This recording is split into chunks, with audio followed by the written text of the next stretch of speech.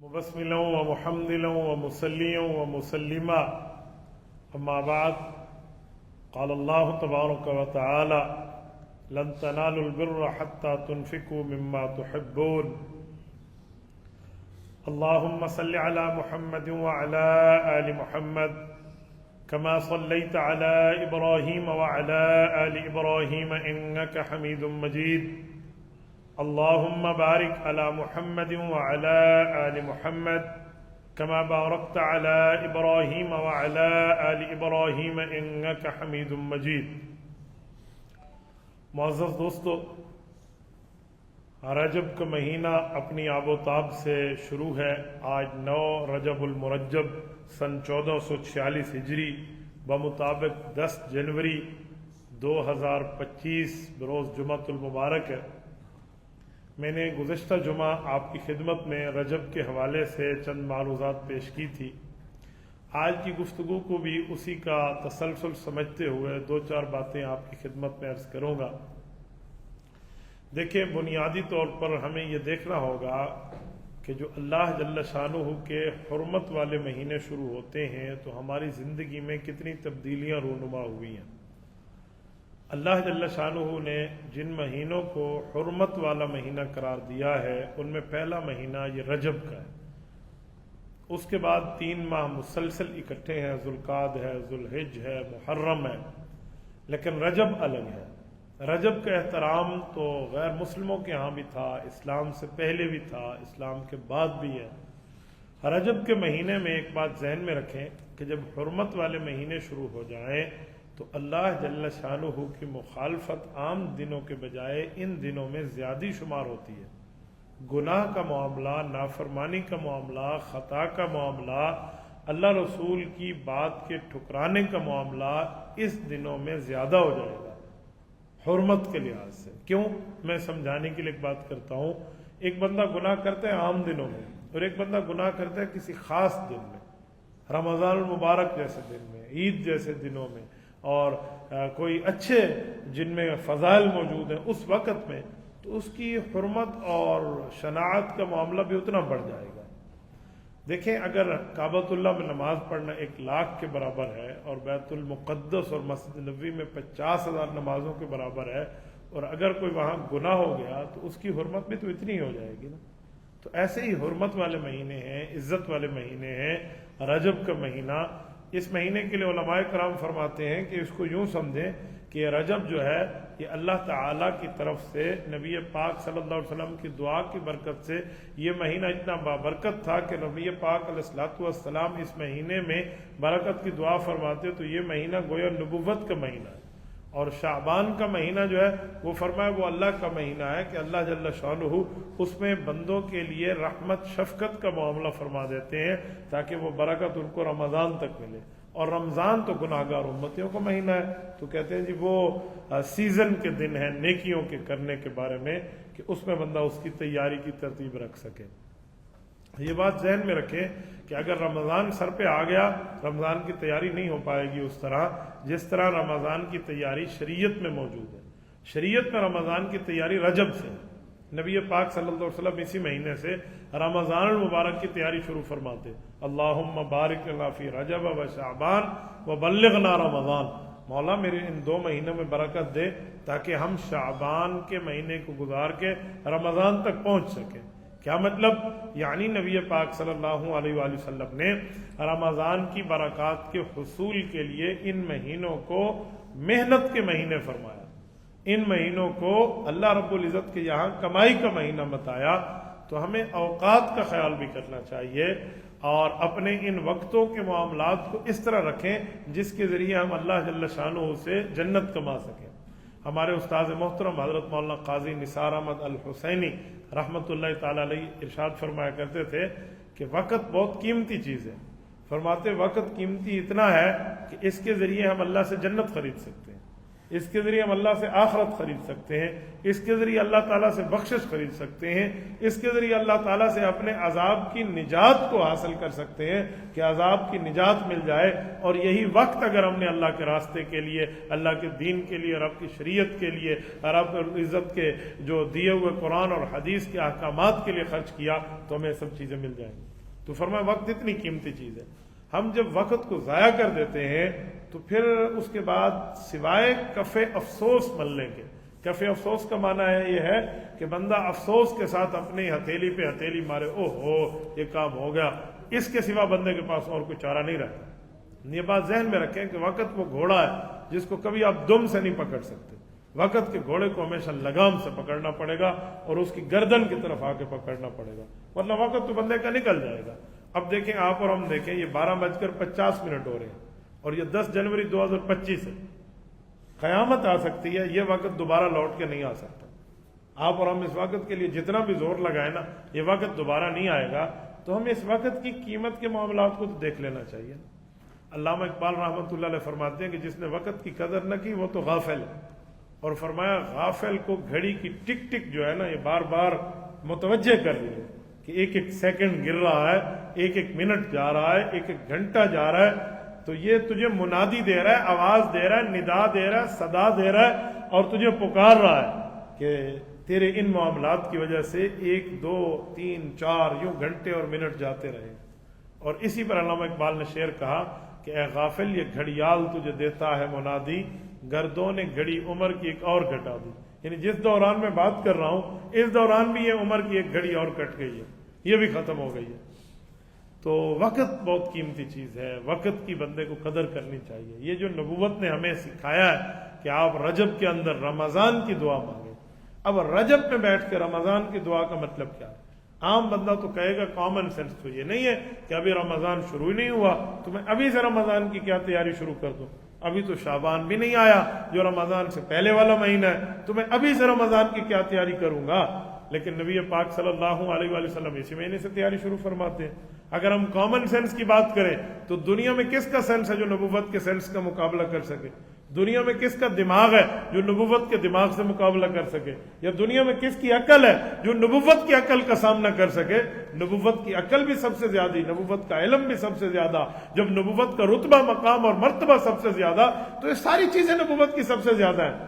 تو یوں نہیں کہا جا سکتا کہ جو ہے نا کیا کہتے ہیں حضور پاک علیہ السلام نے فرمایا اور کامن سینس نہیں مانتا، تو اس کا معنی ہے ہمارا سینس لوز ہے، ہمارا سینس ویک ہے، ہمارے سینس میں ضعف اور کمزوری ہے، نبوت کے معاملات اس سے بڑھ کر۔ تو رسول اللہ صلی اللہ علیہ وسلم پہلے سے تیاری شروع فرما رہے ہیں۔ تو ہم اس بات کو جو سن رہے ہیں کہ رمضان کی تیاری ہمیں کر لینی چاہیے، یہ اپنی ذات تک ہم محدود نہ رکھیں، ہمیں یہ آگے بتانا چاہیے، اپنے گھر میں بتانا چاہیے، اپنے بچوں تک بتانا چاہیے، اپنے ارد گرد کے ماحول میں بتانا چاہیے، کیونکہ جو دعوت ہے نا، یہ دعوت ایک ٹینس بال کی مثال سے سمجھا دیتا ہوں کہ جیسے ٹینس بال کو ہم دیوار پہ ماریں گے تو واپس ہماری طرف ہی لوٹ کے آئے گی۔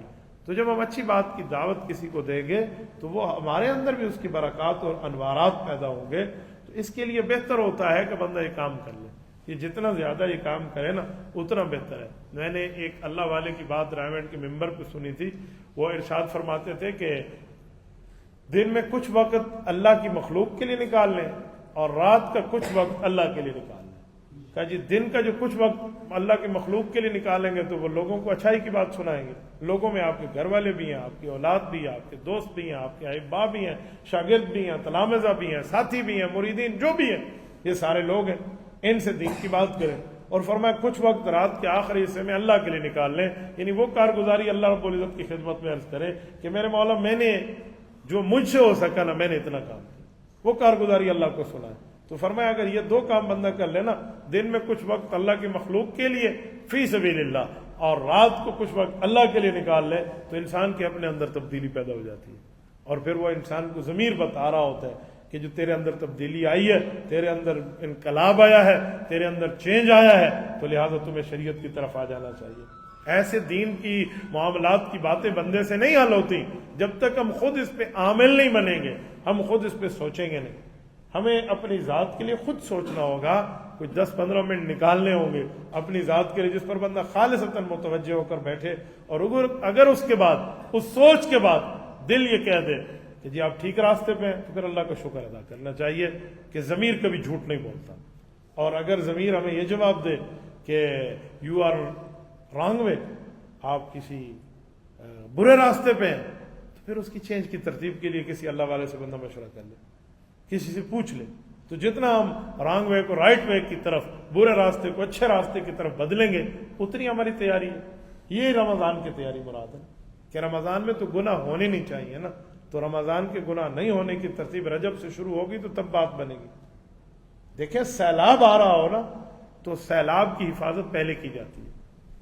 اس وقت نہیں پوچھا جاتا گھر کتنے بنائے، پوچھا جاتا ہے گھر کتنے بچائے. یہ سیلاب ہے. تو اسی طرح اگر کسی کو بارش کی نعمت کا حاصل کرنے کی ضرورت ہے اور وہ چاہتا ہے کہ میری اس فصل پہ بارش آئے گی تو فصل مزید اگے گی، اس کو پانی چاہیے، اس کو بھی پہلے سے تیاری کرنی ہوگی، ورنہ بارش شروع ہو جائے گی تو یہ بھاگتا رہے گا اور اس دوران بارش ختم بھی ہو جائے گی. اگر اس نے اپنے ٹب کو بھرنا ہے، اپنے تالاب کو بھرنا ہے، اپنے کاسے کو بھرنا ہے، اپنے برتن کو بھرنا ہے، تو اس سے پہلے انتظام کر کے رکھے گا. تو جو رمضان ہے اس میں شیطان سے بھی بچنا ہے اور رحمان کی رحمت بھی لینی ہے، تو اس کے لیے انتظام پہلے سے ہوگا. تو جتنا پہلے سے بندہ اس کی تیاری میں بیٹھے گا اتنی زیادہ اس کے اوپر برکات ہوں گی. اور اللہ والے یہ بھی بتاتے ہیں کہ کوئی بندہ رمضان کی تیاری کے دوران رمضان تک پہنچ نہ پایا، پہلے فوت ہو گیا، تو جب اس کی نیت تھی نا کہ میں رمضان میں یہ ٹھیک کام کروں گا اور اس نے یہ ارادہ کر رکھا تھا، عزم مصمم تھا اس بندے کا، پکا ارادہ تھا، تو فرمایا رمضان نہ بھی پایا نا اس نے، فوت ہو گیا، تو تب بھی اس کے لیے نیکیاں لکھی جاتی رہیں گی کیونکہ اس نے ارادہ نیکی کا کر لیا تھا. اور فرمایا کہ رمضان مبارک کی تیاری اس نے کر لی اور پھر بیمار ہو گیا، وہاں یہ بیماری کی وجہ سے روزے بھی نہ رکھ پایا، لیکن نیت تھی کہ اللہ کروں گا، بیماری کا اس کو کیا پتا تھا، فرمایا تب بھی اس کو نیکی کا ثواب ملے گا کیونکہ یہ ارادہ کر چکا تھا، عزم بالجزم اس کا تھا کہ یہ کام میں نے کرنا ہے. اور اللہ نہ کرے اگر اس کا مخالف ہم لے لیں کہ جس نے تیاری نہیں کی اور رمضان ویسے ہی اس نے گزار لیا، تو پھر آپ اور ہم بتائیں وہ اس بندے کا حال کیا ہوگا. اس بندے کا کیا حال ہوگا جس نے کخ بھی اس کی تیاری نہ کی ہو، نہ کچھ معاملہ دیکھو. یہ تو رب کا مہمان ہے رمضان، تو اپنے مہمان کی ہم تیاری کرتے ہیں، اللہ کے مہمان کی تیاری نہ کریں، اس کا استقبال نہ کریں، ان معاملات کو نہ دیکھیں، تو انسان کی دنیا بھی بدتر بنے گی اور آخرت تو اس سے بدترین بنے گی، اللہ محفوظ رکھے. تو لہٰذا ہمیں ابھی سے اس کی تیاریوں کو دیکھنا ہوگا، نیکیوں کو ترتیب لانے پر. اب دیکھیں ٹھنڈے دن ہیں، جنوری کے کتنے ٹھنڈے دن ہیں، تو 2 4 5 روزے رکھ کے بندہ تیاری کر لینا کہ جی میں نے اس طرح روزے رکھنے ہوں گے، میں ریہرسل کر لوں. تو ان دنوں میں کرنے میں کون سا مسئلہ ہے. میرے ایک دوست نے مجھے کہا کہ استاد جی بس میں تو تیاری کی ہوئی ہے، آج روزے نہیں رکھتا اسی لیے کہ میرا اسٹیمنا بڑھ جائے، رمضان میں رکھوں گا. میں نے کہا یہ بھی نیت اچھی ہے، میں اس کو غلط نہیں کہتا، لیکن اگر کوئی رمضان کے قضا روزے ہیں تو وہ ٹھنڈک کے دنوں میں آپ رکھ لیں. حدیث پاک میں تو سردی کو اسلامی لحاظ سے مؤمنین کا تحفہ کہا گیا، اسلامک پوائنٹ آف ویو سے، کہ الشتاء تحفۃ المؤمن، کہ سردی مومن کے لیے تحفہ ہے. فرمایا وہ کیسے؟ کہا جی راتیں بڑی ہیں، اللہ سے باتیں ہو سکتی ہیں، نیند بھی پوری ہو سکتی ہے، اور دن چھوٹا ہے تو اس میں روزہ بھی رکھا جا سکتا ہے. تو اس کو تو اسلامک پوائنٹ آف ویو سے ہم دیکھیں تو اس کے لیے ہمارے لیے اپرچونٹی بھی موجود ہے اس میں. تو یہ بہتری ہے بندہ اس کو اس انداز سے لے. ہر چیز کے سوچنے میں وہ تب ہے، وہ کہتے ہیں ہر چیز میں لذت ہے اگر دل میں مزہ ہو. انسان کی اپنی سوچ کی بات ہے نا، وہ خوبصورتی دیکھنے والے کی آنکھ میں ہوتی ہے، تو جس زاویے سے بندہ دیکھے گا اس زاویے سے ترتیب رکھے گا. اب قرآن کریم کہتا ہے نا کہ ہم نے جو رات ہے آپ کے لیے یہ بطور لباس بنائی ہے، وَجَعَلْنَا اللَّيْلَ لِبَاسًا، ہم نے رات کو آپ کے لیے لباس بنایا. میں والد محترم رحمۃ اللہ علیہ سے جب تفسیر پڑھ رہا تھا تو ابا جی سے اس آیت پر جب ہم پہنچے تو میرے والد صاحب نے مجھ سے پوچھا کہ بیٹا بتاؤ یہ وَجَعَلْنَا اللَّيْلَ لِبَاسًا، رب فرماتے ہیں رات لباس ہے، اس کا کیا مطلب ہے؟ میں نے کہا جی اندھیرا ہے، تو اندھیرے کا گویا ایک لباس آ گیا. تو جو انہوں نے ایک بات فرمائی نا، پھر مجھے سمجھ آ رہا ہے آج کہ واقعی وہ ایک سمجھانے کا نقطہ تھا. فرمان لگے لباس سے بندے کا ستر چھپ جاتا ہے، تو کہا رات کو لباس اس لیے کہا گیا ہے کہ اگر نیکوکار ہوگا نا تو وہ تنہائی میں بیٹھ کے اللہ کے سامنے آہوزاری کرے گا تو لوگوں کے سامنے اس کا لباس آ گیا، تنہائی میں چھپ کے اللہ سے عبادت کر رہا ہے تاکہ اس کو کوئی دیکھ نہ سکے. اور جو بدکار ہوگا نا تو یہ بھی یہی چاہے گا کہ کسی کی آنکھ بند ہو اور میں چوری کر لوں، کسی کی آنکھ بند ہو اور میں گناہ کر لوں. تو فرمایا رب کریم نے لفظ لباس استعمال فرما کے ان دونوں کے اچھے اور برے دونوں کاموں کی حیثیت کو معیار کو مقرر فرما دیا تو یہ ہے وجعلنا اللیل لباسا. تو ہر بندے کا اپنے ارادے کی ترتیب ہے نا. اگر ارادوں میں بالفرض والمحال کچھ اوپر نیچے بھی ہو جائے اور ارادہ ٹھیک ہو تو اس کے اوپر بندے کو اجر ملتا ہے. اگر ایک جگہ کوئی قلعہ ٹھوک دے نا کہ یہاں کوئی مسافر آئے گا تو اپنے جانور کو باندھے گا تو ظاہری بات ہے اس کو ثواب ہے، صدقہ جاریہ ہے. اور کوئی اس نیت سے اکھیڑ لے کہ یار کسی کو یہاں ٹھڈا نہ لگے، کوئی گر نہ جائے بیچارہ، کسی کو تکلیف نہ ہو، پاؤں اس کو الجھ نہ جائے، اس کو بھی اجر ہے کہ یہ بھی تو ٹھیک کام کی وجہ سے کر رہا ہے نا. اصل میں تو اس میں عیار کو دیکھا جاتا ہے کہ کس کانسیپٹ کے ساتھ اس نے کام کیا ہے. تو یہ رجب میں جو رسول اللہ صلی اللہ علیہ وسلم نے برکات مانگی ہیں اس کی وجہ یہی ہے کہ نبی پاک صلی اللہ علیہ وآلہ وسلم نے ہمیں اور پوری امت کو تیاری سمجھائی کہ آپ نے رجب کی تیاری اس طرح کرنی ہے. اب ہم نے اس تیاری کو اپنے اوپر لاگو کرنا ہے. بالفرض والمحال انسان کو گالیاں دینے کی عادت ہے تو تھوڑی کم کرنا شروع کر دو، رمضان تک جان چھوڑ جائے گی. کسی کو نعوذ باللہ گانے سننے کی ہے، کوئی غلط چیز دکھانے کے معاملات ہیں تو آہستہ آہستہ کم کرنا شروع کر دے. لوگ برائی کو برائی بھی نہیں سمجھتے بعض اوقات. کل ایک بندے نے مجھے کال کی کہ مولانا السلام علیکم. وعلیکم السلام. حضرت آپ نے ارطغرل ڈرامے میں دیکھا ہوگا ایک بندہ اس طرح کہتا ہے، وہ لفظ کہنا ٹھیک ہے؟ میں نے کہا جی اس طرح کہنا ہے یا نہیں کہنا یہ بات تو اپنی جگہ، لیکن آپ کب سے غلط فہمی میں مبتلا ہو گئے ہیں کہ میں ڈرامے دیکھتا ہوں؟ مجھے کہتے ہیں اب تو پریشان ہو گئے. میں نے کہا نہیں میں پریشان تو ہوں گا کہ آپ کا دماغ یہ ہے کہ ہمارے علماء جو ہیں ڈرامے دیکھتے ہیں. نہیں میں تو ارطغرل ڈرامے کی بات، میں کہ ارطغرل قرآن پاک کا نام ہے، وہ ڈرامہ نہیں ہے، اس میں غیر محرم موجود نہیں ہے. ٹھیک ہے اس میں دینی رنگ غالب ہے، اس میں دین کی باتیں یا اسلامک پوائنٹ آف ویو سے بات زیادہ ہے، لیکن اس کا کیا مطلب کہ اس کو دیکھنا جائز ہو جائے گا؟ کہ کب سے آپ نے غلط فہمی میں مبتلا ہونا شروع ہوئے ہیں کہ جی آپ کسی مولوی سے مسئلہ پوچھیں اس کو یہ تو نہ کہ جی ویسے تو ارطغرل ڈٹھا ہو سی. میں نے کہاں دیکھا؟ تیرے ساتھ بیٹھ کے دیکھا. میں نے کہا الحمدللہ ثم الحمدللہ میں نے 1 منٹ بھی نہیں دیکھا. شاید 1 منٹ میں زیادہ کہہ رہا ہوں، اس سے بھی کم میں نے اس کی کوئی جھلکی نہیں دیکھی. مجھے کیا ضرورت ہے دیکھنے کی؟ میں آٹومن امپائر سلطنت عثمانیہ کو کتابوں میں پڑھ چکا ہوں جو حقیقت پر مشتمل ہے. مجھے وہاں لڑکیوں کو دیکھنے کا، ڈرامے کو دیکھنے کا، ایکٹرز کو دیکھنے کا اپنی بربادی کراؤں اپنی عبادات کے معاملات میں، بد نظری کے معاملات میں، گناہ کے معاملات میں.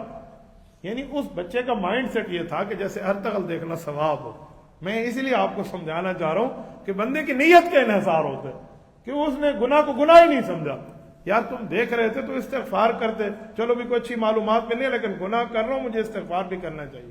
اس نے یہ نہیں سوچا، اس نے الٹا اپنا آپ کو تو چھوڑو مولوی کو بھی اس میں مبتلا. وہ جیسے آپ نے دیکھا ہوگا، میں نے تو نہیں دیکھا. اچھا نہیں دیکھا؟ وہ حیران ہوا بھائی شودا خیر کل محروم تھی گیا، اس نے چیز کیوں نہیں دیکھی.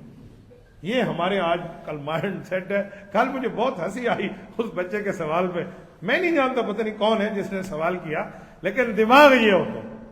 اس لیے میرے دوستوں ہمیں اپنی نیتوں کو ٹھیک کرنا چاہیے، اپنے ارادوں کو ٹھیک رکھنا چاہیے، تو ہماری دنیا بھی بہتر ہوگی اور ہماری آخرت بھی بہتر ہوگی اور یہ ساری ترتیبیں ٹھیک ہو پائیں گی. کب؟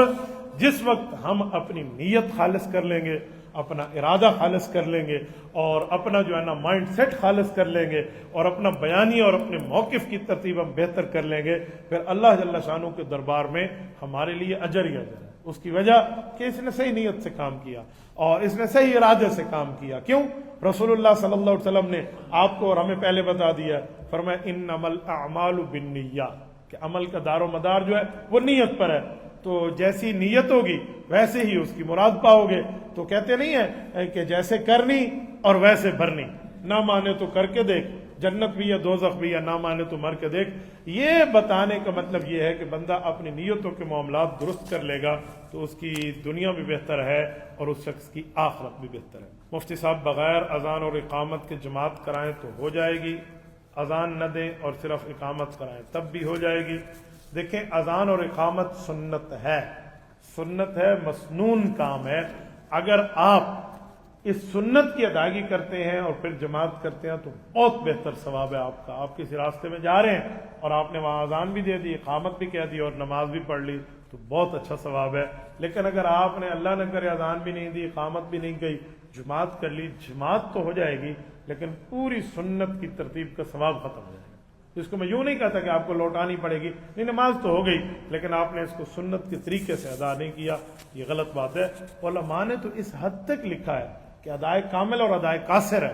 ادائے کامل کہتے ہیں مکمل طور پہ نماز ادا کرنا، اذان بھی ہو اقامت بھی ہو، چاہے کوئی آدمی قضا نماز بھی لوٹا رہا ہو اور اکیلا ہو، اس کے ساتھ اور کوئی نہ ہو، تب بھی اس کو ایک اذان اور ایک اقامت کے ساتھ لوٹانی چاہیے۔ آہستہ آہستہ اذان دے دے، اتنا شور سے نہ دو، اقامت بھی خود کہہ دو، اللہ اکبر کر کے خود بھی نماز پڑھ لو، یہ ادائے کامل کے ساتھ لوٹانا ہے۔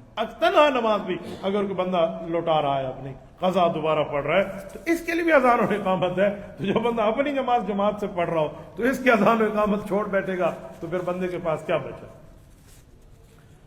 مفتی صاحب پہلا کلمہ آئے اور باقی 5 کلمے نہ آئیں تو گناہ گار ہوں گے، کیا انہیں یاد کرنا فرض واجب ہے؟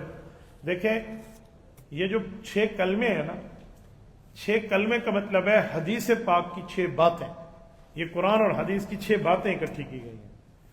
جو ان کلمات کے ترجمہ ہے وہ آپ کے اور ہمارا ایمان کا حصہ ہے۔ میں انشاءاللہ 6 کلموں پہ کبھی تفصیلی بات کروں گا پورے ترجمے اور تفسیر کے ساتھ، پھر آپ سمجھ جائیں گے۔ تو وہ تو ہر مسلمان کو پتہ ہوتا ہے کہ 6 کلموں کیا کہا گیا، ترجمہ آپ کا ہمارا ایمان کا حصہ ہے، اس ترجمے پہ تو ہمارا ایمان ہونا چاہیے۔ الفاظ کی ادائیگی 6 کلموں کی فرض واجب نہیں، فرض واجب کلمہ اسلام بندے کو آتا ہو، باقیوں کو ترجمے کے اوپر بھی ایمان ہو تو تب بھی ٹھیک ہے، لیکن یہ الفاظ یاد ہو جانے چاہیے، بہت بہتر ہے، بہت بہتر ہے۔ پہلا کلمہ یہ سے لے کر نا، پہلا کلمہ طیبہ سے لے کر 6 کلمہ رد کفر تک بہت پیاری دعائیں ہیں، الفاظ نبوی ہیں اور بہتر الفاظ ہیں، معافی کے الفاظ ہیں، دعاؤں کے الفاظ ہیں۔ میں تو ساتھیوں کو کہتا ہوں جو 7 چکر طواف کے کر رہے ہوتا ہے نا، اللہ آپ سب کو یہ سعادت عطا فرمائے، اللہ آپ کی برکت سے ہمیں بھی عطا فرمائے۔ آپ کو پتہ ہے لوگ وہاں چکر بھول جاتے ہیں، دوسرا ہے یا تیسرا ہے، ٹھیک ہے، بھول جانا ہے، ضروری نہیں ہے کہ بندے کا عمرہ قبول نہیں ہے، یہ بھی لوگوں نے ایسے بنایا ہوا ہے۔ اس نے کہا کسی کو چکر دیا تھا تو اللہ کے گھر کا چکر بھول گیا، یہ لوگوں نے ویسی بات بنا لی ہے، مسلمان بعض اوقات بھول بھی جاتا ہے۔ تو جب بھول جاتا ہے نا، تو اگر 6 کلمے اس کو یاد ہو تو ہر چکر میں 1 کلمہ پڑھے اور 7ویں چکر میں درود شریف پڑھے تو کبھی بھی نہیں بھولے۔ یہ بہت آسان طریقہ ہے، ہر چکر میں 1 کلمہ آپ پڑھیں گے، دوسرا تیسرا پہلے سے لے کر، کبھی بھی بندہ نہیں بھولے گا۔ میں کس زمانے میں اپنے پاس ایک کاؤنٹر اور تسبیح رکھتا تھا، وہ 7 دانوں والی، کہ اس سے بندہ پہلا ہو گیا دوسرا ہو گیا، بڑے اہتمام سے رکھتا تھا۔ اللہ پاک جل شانہ غریق رحمت فرمائے ہمارے دوست حاجی فیصل ایوب صاحب کو، رب کریم اس کی تربت اقتص پہ کروڑ اور برحمت نازل فرمائے، میرے حج عمرے کے زیارت کے استاذ تھے وہ۔ حاجی فیصل صاحب نے مجھے ایک تربیتی کورس کے دوران یہ کہا، تو آج تک مجھے یاد ہے، مجھے کبھی نہیں بھولا۔ اس دن سے مجھے یاد ہی نہیں کہ وہ تسبیح پتہ نہیں میں نے کس کو دے دی یا رکھ لی، میرے علم میں نہیں ہے۔ تو یہ 6 چکروں میں 6 کلمے اور 7ویں چکر میں درود پاک پڑھ لیں، آیت الکرسی پڑھ لیں، کچھ بھی پڑھ لیں تو چکر بندے کو یاد رہتے ہیں۔ انشاءاللہ میں کوشش کروں گا اگلا جمعہ یا اس سے کوئی اگلے جمعے میں ان 6 کلموں پہ آپ کی خدمت بات کروں۔ یہ بہت پاکستان میں بہت سی جگہ لوگ سوال کرتے ہیں کہ 6 کلمے کیا ہے، ان کا مطلب کیا ہے۔ جی تو چاہتا ہے بندہ کبھی نماز پر گفتگو کرے کہ نماز کا ترجمہ کیا ہے جو ہم پڑھ رہے ہوتے ہیں، دعائے قنوت کا ترجمہ کیا ہے یہ بھی پتہ ہو، جنازوں کے ترجمے کیا ہے، اور اسی طرح اذان اور اقامت کا معنی، یہ الفاظ کس جگہ کہائے گئے، یا اسی طرح خطبہ جمعہ میں کیا پیغام دیا جاتا ہے، تو یہ سمجھائیں گے۔ دعا فرمائے اللہ وقت بھی عطا فرمائے اور عافیت کے ساتھ صحت کے ساتھ تو میں اس پر بات کروں گا انشاءاللہ۔ مفتی صاحب امتحان میں نقل کرنے والے امام کے پیچھے نماز ہوتی ہے؟ نقل کرنے والے مقتدی کی نقل کرنے والے امام کے پیچھے نماز ہوتی ہے۔ تسا میرا خیال پاک صاف ہے نا، تسا جو تو کہے بھی نقل نہیں ماری، امام شو دیتے اعتراض کرو بھائی نقل ماری ہے، تو نقل کرنے والے مقتدی کی نقل کرنے والے امام کے پیچھے نماز ہوتی ہے۔ اب تسا شیخ عبد القادر جیلانی میں تو وہ شو نقل ماری کرو، ایسے نہیں ہوتا، ٹھیک ہے۔ باقی اگر کوئی نقل کرتا ہے وہ امام ہے یا مقتدی ہے تو غلط کرتا ہے، جرم کرتے، اس کو ایسے نہیں کرنا چاہیے، یہ بری بات ہے، گناہ کی بات ہے۔ انہیں ٹھیک لکھا ہے کہ گناہ کی بات ہے۔ مفتی صاحب ایک شخص وہ ہے جو فزکس کے ٹیچر ہے اور بہت سی عجیب باتیں کرتا ہے، کہتے ہیں جنت کون سی چیز ہے جو دنیا میں نہیں ہے، ایسی باتیں کرتے ہیں، اس کا ایمان اور نکاح محفوظ ہے یا نہیں۔ پتہ نہیں اس فزکس کے ٹیچر کو جنت کے اوپر بات کرنے کا اتھارٹی اور اختیار کس نے دیا؟ میں تو نہیں سمجھتا کہ فزکس کے ٹیچر کو یا بیالوجی کے یا کیمسٹری کے ٹیچر کو جنت کا معنی سمجھا جائے۔ وہ کہتے ہیں جنت کی کون سی چیز ہے جو دنیا میں نہیں ہے، تو میرا سوال ہے جنت باغ کو کہتے ہیں، جنت باغیچے کا نام ہے، جنت میں پیشاب پخانہ نہیں ہے، جنت میں تکلیف نہیں ہے، جنت میں حسد نہیں ہے، جنت میں لڑائی نہیں ہے، جنت میں کینہ نہیں ہے، بغض نہیں ہے، الزام نہیں ہے، اس طرح تہمت نہیں ہے، شکوہ نہیں ہے، گلہ نہیں ہے۔ دنیا میں یہ سب کچھ ہے، آپ پھر بھی کہتے ہو دنیا جنت ہے۔ پتہ نہیں، میں نے تو آج تک نہیں دیکھا۔ اس ٹیچر سے کہیں آپ واش روم جاتے ہیں؟ وہ کہ میں جاتا ہوں۔ تو کہ جنت میں تو نہیں جانا، وہاں کھائے پیئیں گے، ڈکار آئے گا، سب کچھ ڈیزالو۔ ادھر تو کوئی واش روم نہیں ہے، نہ کوئی پبلک واش روم ہے اور نہ کوئی بندے کے کوئی اور ہے، ایسا تو کچھ بھی نہیں ہے۔ تو آپ کیوں کس بات پہ کہہ رہے ہیں؟ تو اس طرح کے بعض ٹیچروں کو میں نے دیکھا ہے، 2-4 لفظ انگریزی کے پڑھ جائیں نا، یہ ٹوئنکل ٹوئنکل لٹل اسٹار کے بعد وہ علماء پر سنانے کے لیے بڑھ بیٹھتے ہیں۔ تو ایسے پڑھے لکھے ان پڑھ، پڑھے لکھے جاہل ہیں، جن کو قرآن اور حدیث کے ٹگے کا علم نہیں ہوتا، اور وہ ابا جی بن کے قرآن حدیث کے بارے میں سمجھا رہے ہوتے ہیں۔ ایسے کسی استاد کی بات کو آپ فالو نہ کریں، اس کی بات کو فالو کریں گے جو اگر بڑا ہے تو وہ بڑوں کی بات سنائے گا، تب بات کریں گے۔ جب بڑا ہے تو بڑے کی بات نہیں سنا رہا تو کس چیز کا بڑا ہے؟ مفتی صاحب بہت سے مسائل میں سامنا رہتا ہے۔ آج کل جو آپ کی پرچیاں شروع ہو گئی ہیں، تو میں کہتا ہوں اگر میں صرف سوالات پہ بیانات رکھ لوں تو بات پوری ہو جائے گی۔ یہ پورا خط ہے حضرت، 4 سوال ہیں۔ آج کل رواج بن گیا ہے کہ کچھ دوست مل کر کھانے کا پروگرام بناتے ہیں، اس کے کل خرچ کو برابر تقسیم کرتے ہیں، شرعی طور پہ جائز ہے، جبکہ ایک بندہ سارا خرچہ کرتے ہیں، باقی ادا کرتے ہیں۔ دیکھیں، اگر 10 بندے ہیں وہ کھانے کے لیے اکٹھا جاتے ہیں اور سارے راضی ہیں کہ جی ایک خرچ دے گا، باقی ہم تھوڑا تھوڑا کر کے اس کو دے دیں گے اپنے حصے کے برابر، تو جائز ہے۔ لیکن اگر کسی کو زبردستی اس پہ لے گئے ہیں اور پھر اس کو کہا تو پیسے بھی دے، تو یہ ناجائز ہے۔ جس کو زبردستی آپ لے کے جائیں گے، حدیث پاک میں کسی کا طیب قلب نہ ہو، دلی ارادہ نہ ہو، اور آپ وہاں سے بیٹھ کے اس کو زوری زبر سے اس کے پیسے کو استعمال کریں گے تو ناجائز ہو جائے گا۔ کسی کے مال کو کھانا ہے تو اس کا دلی ارادہ ہونا چاہیے، ورنہ تو یہ چوری اور غبن کے معنی میں آ جائے گا۔ کرکٹ ٹیم ہے اور سب مل کے 200 روپے ہر بندہ دیتا ہے، کھیلنے والے کی بال ٹیپ خریدتے ہیں، بیٹ خریدتے ہیں، ایسا کہنا۔ دیکھو، اگر ٹیم مل کے آپس میں کھیلتی ہے اور وہ اس پہ راضی ہے کہ جی ہم اتنا اتنا اس میں جو ہے نا جمع کرائیں گے، تو اس پر تو کوئی ایشو نہیں ہے، نہ اس کو سود کہا جا سکتا ہے، نہ اس کو غلط کہا جا سکتا ہے۔ ہاں، اگر یہی شرطیں جو آپ نے لکھی ہیں پھر ٹھیک ہے، ادھر جو کوئی شرط تو سر لکائی کھڑوتے ہو، وہ کوئی اور بات ہو تو اس کا میں ذمہ دار نہیں ہوں، وہ ہے تو پھر آپ اس کی بات پوچھ لیں۔ آپس میں میچ کھیلتے ہیں، پیسہ نہیں لگاتے، جو جوا ہے، بال ٹیپ وغیرہ ہم رکھ لیتے ہیں، تو اس بارے میں کیا خیال ہے؟ اگر کوئی بال یا ٹیپ وغیرہ ان پیسوں سے خریدا ہے، ٹیم کو بتائے بغیر آپ نے رکھ لیا ہے، تو ناجائز کیا ہے، کیونکہ وہ مشترک مال ہے، سب کا ہے۔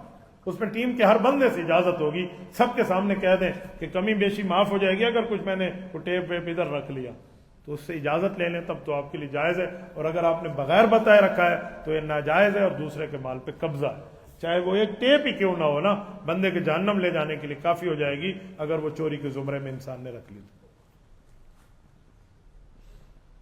پارٹ ٹائم والی ٹیم جیتنے والی ٹیم کو بوتل پلاتی ہے اور کھانا بھی کھلاتی ہے، جائز ہے؟ میں نے پہلے اس سوال کا جواب دیا ہے کہ کسی کا مال اس کے دل کی خوشی سے کھاؤ تب ٹھیک ہے، اور اگر آپ نے لازم کر دیا بھی آپ جیتے ہیں تو آپ کو بوتل پلانی ہوگی، حرام ہوگا جو آپ نے بوتل پی لی۔ یہ دیکھیں نا، آپریشن ہو جاتا ہے اس میں ہسپتال میں، اور بندہ نشے سے اٹھ کے بیٹھتے ہو، مبارک ماشاءاللہ آپ کا مریض ٹھیک ہو گیا، اٹھ کے بیٹھ، چلو مٹھائی کھلاؤ۔ یہ مٹھائی اور مبارکی رشوت کا دوسرا نام ہے اس جگہ۔ کس چیز کی مٹھائی کھلائیں؟ مٹھائی کھلانا یہ نہیں کہہ رہا کہ کوئی کنجوس ہے اس طرح نہیں کھلانا، حرام طریقے سے کیوں کھاتے ہو؟ اگر اس کا جی چاہے تمہیں پوری سویٹ ہاؤس دکان لے کر تمہیں دے دے، نو ایشو، لیکن آپ بغیر پوچھے یا بغیر اس کے وہ کیے یا اس کو ادھر ادھر سے اپناٹائز کر کے یا دباؤ کے ذریعے آپ کہیں گے شاباش مٹھائی کھلاؤ، یہ ہوا ہے وہ ہوا، ایسے تو نہیں ہونا چاہیے۔ حق تو یہ تھا کہ اس مریض کے ساتھیوں کو تم مٹھائی کھلاتے کہ اس مریض پر اللہ کا کرم ہوا ہے، اللہ نے اس کو صحت دی ہے، تو جس کو صحت دی ہے اس پہ نعمت ہوئی ہے، تو نعمت والے کو کھلانا چاہیے۔ کھانا کیا مطلب ہے؟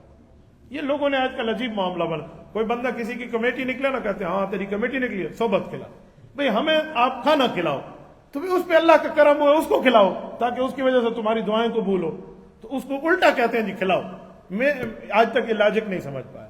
ہاں جی آپ کھلائیں، وہ اپنی مرضی سے کھلائے، ٹھیک ہے، آپ اس پہ لازم تو نہیں کر سکتے۔ میں مثال دے رہا ہوں، ایک آدمی پاس ہو گیا اور اس کو سب کے پاس ہو گئے، چل ہمیں کھانا کھلاؤ، بھئی جو پاس ہوئے اس کو جا کے کھلاؤ، اس کو مبارک دو، اللہ نے تیرے اوپر کرم کیا۔ الٹا اس سے کھانے کے چکر میں بیٹھے ہوتے ہیں، تو ایک آدمی میں ڈھی ڈگو لئی بدل۔ کچھ دنیا میں لوگ کھانے کے لیے زندہ ہیں اور کچھ زندہ ہیں، کچھ زندہ رہنے کے لیے کھاتے ہیں اور کچھ کھاتے ہی زندہ رہنے کے لیے۔ یہ بڑا الٹ معاملہ ہے، تو اس لیے اتنا کھائیں جس سے بندہ زندہ رہے۔ یوں نہیں ہے کہ زندہ اسی لیے رہیں کہ ہم دنیا میں کھاتے رہیں گے۔ اللہ پاک آپ کو رم صراط مستقیم عطا فرمائے، شریعت پر عمل کی توفیق عطا فرمائے۔ اقول قولی ھذا واستغفر اللہ وآخر دعوانا ان الحمد للہ رب